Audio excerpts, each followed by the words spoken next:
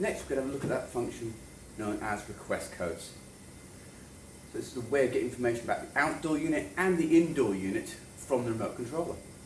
We can get some quite important information, things like, say, discharge temperature, or things like how long the system's been running for and how many times it's switched on and off. So we can look at whether the system's cycling and things like that. There's a whole wealth of information you can get.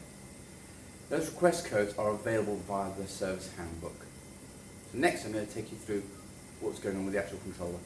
I'm just going to show you how to get to request codes. So click on that menu button. I'm going to scroll over to that service menu, give that a tick. It's going to ask me for a password. The default password is 4 9s. That. Give it a tick. And then we're going to roll down to check, and we're going to go down to request codes. I've only got one system here, so my refrigerant address 0 is correct. And we're going to have a look at things like discharge temperature. So, as you see on the right hand side of the screen there, I'm just showing you a list of those, some of those request codes. You will find in the downloads options that there is an option there for looking at all the request codes, and dip switch settings are all attached to this course. So at this moment in time I've got a discharge temperature of 30 degrees. I've only just started the system up.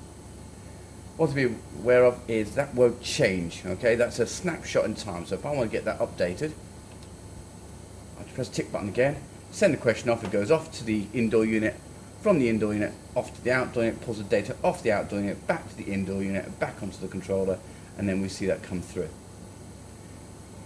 We can also do some of this information at time of error as well. So I'm showing that on the right hand side of the screen now. So for example, discharge temperature on error